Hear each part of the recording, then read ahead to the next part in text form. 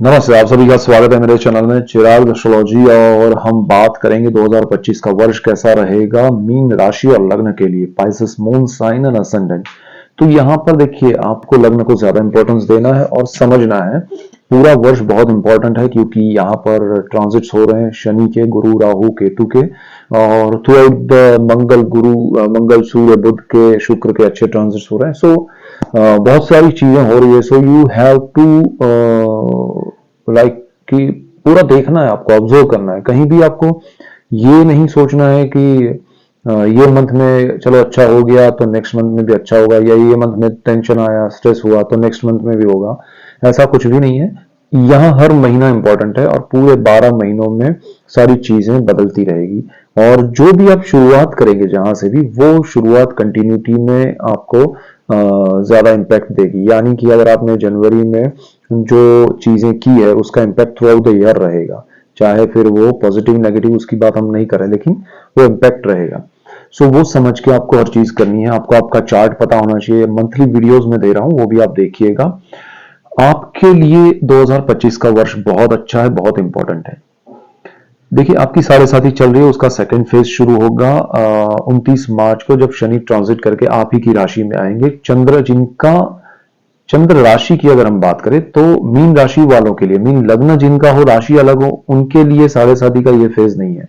ठीक है, तो हम मीन राशि के लिए ये सेकंड फेज होगा, लग्न के लिए नहीं होगा। और आपकी राशि अगर कोई और है तो वहां दूसरी चीजें अप्लाई होगी साढ़े साथी को लेके। सो ये क्लियर हो जाइए। सो बहुत सारे लोग होंगे कि जिनका मीन लग्न है लेकिन राशि अगर उनकी मिथुन है या कर्क है या कोई और है, तो उनको साढ़े साथी से कोई लेना देना नहीं है। हाँ, अगर आपका राशि लग्न कोई और है लेकिन राशि आपकी मीन है, तो साढ़े साथी का सेकंड फेज आपको होगा, चाहे लग्न कोई भी हो। सो एक क्लैरिटी ये हो गई। दूसरा, 29 मार्च को वो शनि ट्रांजिट करेंगे आपकी कुंडली के, आपके चंद्र से 12वें स्थान से आपके चंद्र पर आएंगे, आपके लग्न पर आएंगे, राहु के साथ युति करेंगे। और फिर राहु जो है वो 18 मई को ट्रांजिट कर रहे हैं आपके 12th हाउस में। जहां पर शनि थे वहां राहु जा रहे हैं, राहु थे वहां शनि आ रहे हैं। केतु बिल्कुल सामने राहु के चलेगा, तो वो कन्या से लियो में आएगा। और आपका गुरु जो है वो 14 मई को, राहु से 4 दिन पहले, वो जाएंगे मिथुन में, आपके कुंडली के चतुर्थ भाव में, या चौथी राशि आपके चंद्र से चौथे भाव में। सो फिर गुरु ट्रांजिट कर रहे हैं अक्टूबर में, वो कर्क में जा रहे हैं। तो यहां पर गुरु के 3 ट्रांजिट है ये साल में। सो ये बहुत सारी चीजें इंपैक्ट करने वाली है, ये समझना बिगिनिंग में जरूरी है, इसलिए मैं ये सारी बातें आपको बता रहा हूं। देखिए, यहां सबसे पहली चीज ये समझ लीजिए कि आपको डरना नहीं है, कोई स्ट्रेस नहीं लेना है। ग्रहों के मूवमेंट्स होते रहेंगे। कोई बड़ा ऐसा स्ट्रेस लेके आप ये बड़े कोई निर्णय में बदलाव करना चाहते हैं तो वैसे मत कीजिए। आप सोच समझ के बदलाव कीजिए, बड़े निर्णय लीजिए। बड़े निर्णय को आप रोकना चाहते हैं, रोकिए, लेकिन सोच समझ के कीजिए। ये एस्ट्रोलॉजी का बेनिफिट है, ठीक है, तो उसको समझ के चलिए। ठीक है, अभी आपके लिए अगर मानसिक स्थिति की बात करें तो शुरू में अभी का जो समय है, जनवरी, फरवरी, मार्च तक का, उसमें कोई बड़ा स्ट्रेस नहीं है, बट आपकी प्लानिंग चलेगी। और ये प्लानिंग आपके लिए अच्छी होगी। जो आपने जनवरी, फरवरी, मार्च तक बिफोर सैटर्न ट्रांजिट जो प्लानिंग की है वो अच्छी रहेगी, उसमें कैलकुलेशंस अच्छे रहेंगे, और उस अकॉर्डिंग आप मूव कर लिए तो आपको बहुत अच्छा रहेगा, बेनिफिट होगा। राहु आपके फर्स्ट हाउस में है लेकिन वही राहु ट्रांजिट करने वाला है, उससे पहले कोई नेगेटिव नहीं है। आपको वो एनालाइज करवा रहा है। अब तक आपने, जब राहु यहां रहा है, तो राहु 1.5 साल रहता है, उसमें से ऑलरेडी 1 साल से भी ज्यादा उसको समय हो गया है, और वो ट्रांजिट करेगा। तो उससे पहले आपको उसने बता दिया है कि आपको क्या करना चाहिए, क्या नहीं करना चाहिए, आपने क्या गलतियां की है। आपको पूरा एक सेल्फ एनालिसिस करवा दिया है उसने, आपको एक रियलाइजेशन दे दिया है कि, तो वहां शनि प्लानिंग करवा रहा है, यहाँ एनालिसिस हो रहा है। दोनों चीज आपके लिए समझने के लिए है, और उसको समझ के अगर आप ये 3 महीने में फ्यूचर को प्लान करके चलेंगे तो आपके लिए कोई प्रॉब्लम नहीं है। प्रॉब्लम कहां है? तो जब राहु शनि इकट्ठे होंगे फर्स्ट हाउस में, तो क्या होगा कि आपने जो प्लान किया 3 महीने में, उस प्लान को आपको पकड़ के चलना है, उस प्लान को ड्रॉप नहीं करना है, उसको छोड़ना नहीं है, वो छूट ना जाए, उसका ध्यान रखना है। अप्रैल और मई में जब राहु ट्रांजिट हो 18 को, तब तक तो अप्रैल मई मंथ जो है वो आपको ध्यान रखना है। सो ये चीज इंपॉर्टेंट है आपके लिए, और कोई टेंशन नहीं है, कुछ नहीं है। अगर वो प्लान आपका सही है, आपने राय ली किसी की, अपने दोस्तों की, पेरेंट्स की, आपके जो भी करीबी है उनकी, और आपके चार्ट को समझ के, और फिर आपने उसको मई जून तक कंटिन्यू किया, देन वो आपके लिए बेस्ट है। सो डोंट वरी, ओके, क्योंकि चीजें आपको डर लगता होगा कि अरे एक तरफ 7.5 ही, एक तरफ शनि राहु कॉम्बिनेशन, ये वो। सो डोंट वरी, चीजें बेहतर होगी, सही दिशा में होंगी। प्लान आप सोच विचार करके शांत मन से, पूरा समय है, समय लेके कीजिए, कोई प्रॉब्लम नहीं है। तो मानसिक स्थिति आपकी सही है, पॉजिटिव है, और उसमें आपको चलना है सही दिशा में। साहस पराक्रम में आपका गुरु बैठा हुआ है, आपको सही दिशा दिखा रहा है, भले शुक्र के घर में है। शुक्र भी गुरु के घर में आ जाएगा 28 जनवरी को, तो राहु के साथ जुड़ेगा, तो वो भी उच्च स्थिति में एक दूसरे के परिवर्तन में रहेंगे, वो समय आपके लिए बहुत अच्छा रहेगा।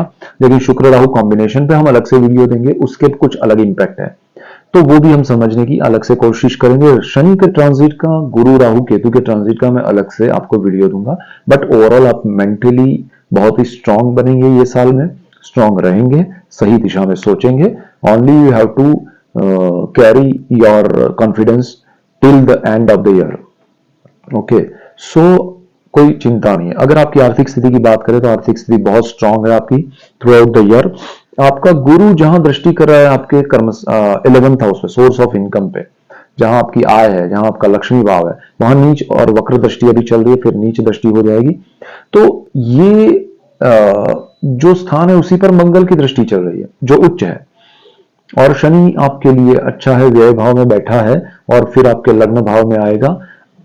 आपका शनि ट्रांजिट कर रहा है, वो आपके सेकंड हाउस जो सेविंग्स है उस पर नीच दृष्टि कर रहा है, वो हट जाएगी, तो आपके लिए वो भी पॉजिटिव होगा।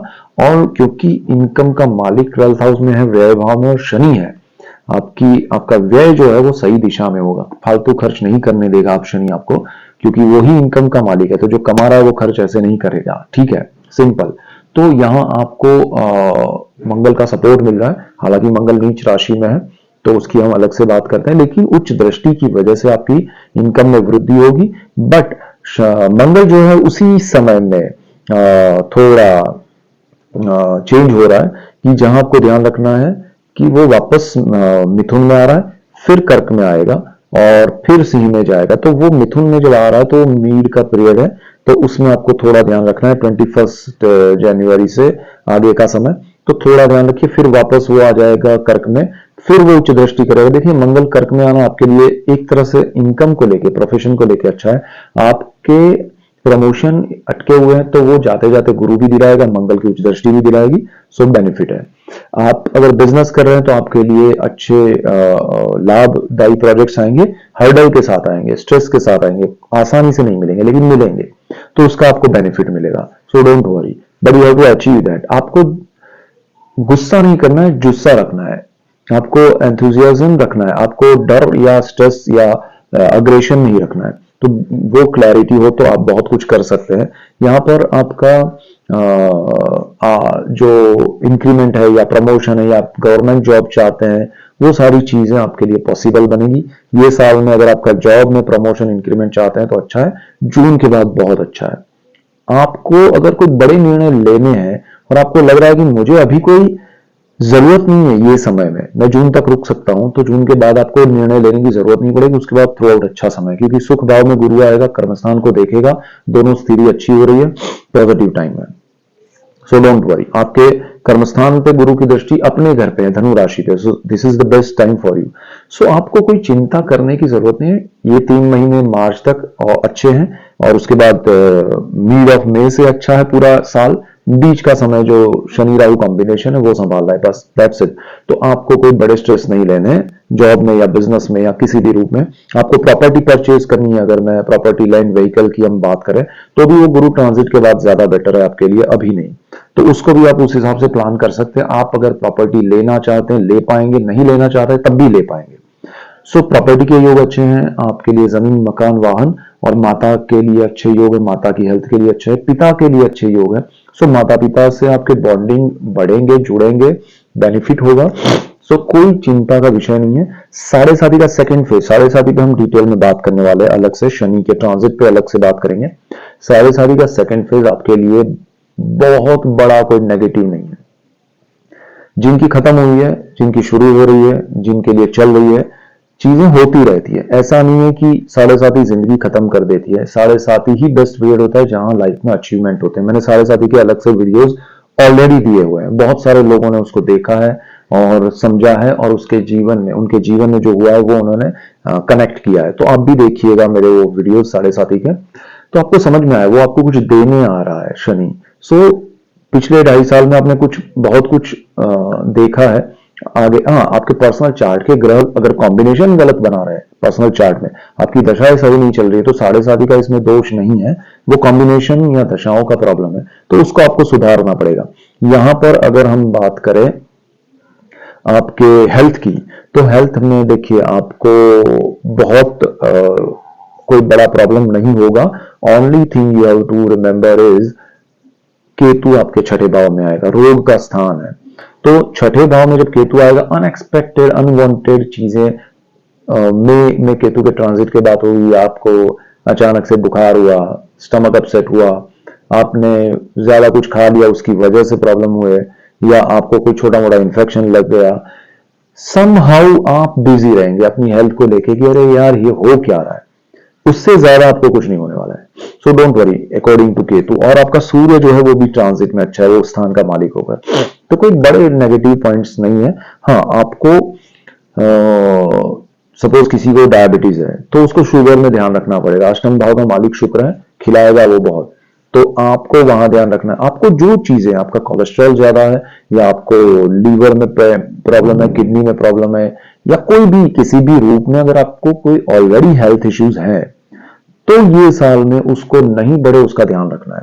बिकॉज वीनस जो है वो आपको उसमें ओवरडोज देगा, मतलब वो जो नहीं करना है वही करवाएगा और आपको उसका आनंद मिलेगा, लेकिन जब उससे आपके परिणाम जो आएंगे वो स्ट्रेसफुल रहेंगे। सो बी क्लियर एंड केयरफुल कि प्रॉब्लम है नहीं, अगर आपने ध्यान रखा तो। अगर आप ध्यान नहीं रखेंगे तो ऑब्वियसली चीजें होंगी। सो यहाँ सिंपल चीज है, आपको कोई बड़ा टेंशन लेने की जरूरत नहीं है। आपके संतानों की बात करें तो संतानों के लिए मई जून तक थोड़ा मिक्स टाइम रहेगा। उनको थोड़े कभी कभी हेल्थ इश्यूज रहेंगे, उनके रिजल्ट सब ऊपर नीचे आ सकते हैं। फिर मंगल का ट्रांजिट होगा तो अच्छा है, गुरु का ट्रांजिट होगा तो अच्छा है। सो जून के बाद थोड़ा और अच्छा है। बिफोर जून क्या हो रहा है कि आपका गुरु मंगल जो है वो कर्क राशि में रहेगा और बीच में फिर मिथुन में चला जाएगा। तो मिथुन में जब जा रहा है वो पेड़ बहुत अच्छा है, और उसके बाद वापस कर्क में आ रहा है, तो जून में फिर वो ट्रांजिट कर जाएगा, कर्क से आगे सिंह में चला जाएगा। सो डोंट वरी, तो जून के बाद तो अच्छा है। तो अगर किसी की ज्यादा इंपॉर्टेंट ईयर की एग्जाम है या ऐसा कुछ भी है, तो उनको कहिए थोड़ा ध्यान रहे, अपने आपको थोड़ा मोटिवेट रखे और कंसंट्रेट रखे। उसके लिए मेडिटेशन जरूर करें और फोकस्ड रहे, पढ़ाई में ही ध्यान रहे, तो ज्यादा बेटर रिजल्ट्स मिलेंगे। आपके संतानों के अलावा अगर आप स्टूडेंट है तो भी आपको ये लागू पड़ता है, और आपको ये चीजें ध्यान रखनी है। आपके संतानों को विदेश जाना है तो कोई प्रॉब्लम नहीं है। अगर कोई ऐसे हैं कि जिनके संतानों की पढ़ाई खत्म हो गई या जॉब नहीं मिल रही है, तो ये मंगल जॉब दिलाएगा। पढ़ाई जिनकी खत्म हो रही है उनके लिए बेस्ट है, संतानों के लिए। जिनको जॉब करना है, कैंपस इंटरव्यू से सिलेक्शन होना है, वो सब अच्छा है। जिनका जॉब चल रहा है उनको प्रमोशन चाहिए, संतानों के लिए अच्छा है। जिनको बिजनेस में प्रमोशन या प्रोजेक्ट चाहिए, बहुत अच्छा है। सो कोई बड़े ऐसे नेगेटिव पॉइंट्स नहीं है। विदेश जाना है तब भी अच्छा है, और आपका विदेश का मालिक लग्न भाव में आ रहा है, सेकंड हाउस से आपकी शनि की नीच दृष्टि हट रही है। विदेश जाने में आपको तकलीफ नहीं होगी। संतानों की अगर हम बात करें, संतानों के लिए प्रोग्रेसिव ईयर है दैट वे। जिनकी पढ़ाई नहीं चल रही उनके लिए बेस्ट है। पढ़ाई चल रही है उनको थोड़ा जून तक ध्यान रखना है, फिर आगे बहुत अच्छा है। संतान प्राप्ति के लिए भी यही स्थिति है कि आफ्टर जून ज्यादा बेटर रहेगा। सो उस हिसाब से प्लान करें, और जिनको ऑलरेडी कंसीव किया थोड़ा ध्यान रखिएगा। और स्टॉक मार्केट में ज्यादा कोई बड़े प्रॉब्लम नहीं है, लॉन्ग टर्म के इन्वेस्टमेंट है तो आप करिए, रखिए, आपको लाभ होगा। शॉर्ट टर्म से कोई फायदा नहीं है। लॉन्ग टर्म से मेरा मतलब है आने वाले 4 से 5 साल के बाद, 5 साल 7 साल 10 साल, तो आपके लिए अच्छा है। अगर हम आपके सेविंग्स की बात करें तो सेविंग्स आपके बढ़ेंगे। जो अब तक खर्च होता रहा आपका, या अनएक्सपेक्टेड अनवांटेड जो आपका पैसा जाता रहा, धन संचय नहीं कर पाए, तो वो सारा अभी शुरू हो गया आपके लिए समय धन संचय का भी। और आप सही दिशा में सही चीजें करेंगे, आपको लाभ होगा। और आपके कर्मस्थान पर जब शनि की दृष्टि पड़ेगी सेकंड हाउस से आपका शनि दृष्टि हटा लेगा जब ट्रांजिट करेगा तब, तो आपकी इनकम में वृद्धि होगी, सेविंग्स में वृद्धि होगी और आपके कार्य में वृद्धि होगी। यानी कि आप अच्छा बड़ा काम करेंगे, आपको प्रमोशन मिलेंगे, आपको गवर्नमेंट जॉब मिल सकता है, सरकारी कार्यों में सरकारी प्रोजेक्ट्स मिल सकते हैं अगर आपका प्राइवेट कंपनी है या प्राइवेट जॉब है। सो हर जगह पर आपके लिए बेनिफिट है। अगर आप प्राइवेट कंपनी में भी है, मल्टीनेशनल कंपनी में भी है, आपके लिए ये समय प्रोग्रेसिव है शनि के ट्रांजिट के बाद। सो डोंट वरी, गुरु के ट्रांजिट के बाद बहुत अच्छा है। सो this is the time, actually ये साल आपको हार्डवर्क से अचीव करने का समय है, गोल्डन पीरियड है आपका। कार्य क्षेत्र में, सेविंग्स में, प्रॉपर्टी में, एवरीवेयर। विदेश में, अगर आप विदेश जाना चाहते हैं तब भी अच्छा है, बट विदेश में ये ध्यान रखिएगा कि विदेश जाने में आपके डॉक्यूमेंट्स में क्लैरिटी होना चाहिए, किसी के ऊपर ट्रस्ट रख के नहीं जाना है, विदाउट प्लानिंग नहीं जाना है। आप वहां जाके कितने समय में क्या करने वाले, आपके पास पूरा रोड मैप होना चाहिए, प्लानिंग होना चाहिए, पेपर वर्क होना चाहिए। अदरवाइज ऐसे ही चले गए किसी पे डिपेंड रह के, अचीव करेंगे आप, लेकिन अगर आप विदाउट प्लान गए तो थोड़े रुकते हुए जाएंगे। जो समय आपके लिए बेटर अचीवमेंट का है वही आपको, मतलब आप 100 रुपए कमा सकते हो, उसी जगह मुश्किल से 10 रुपए मिलेंगे, आप खुश हो जाएंगे, अरे 10 रुपया मिला, बट वहां 100 का आपको बेनिफिट था, आपने वो 90 गंवाया, वो आपको पता ही नहीं चलेगा बिकॉज आपके लिए है वो।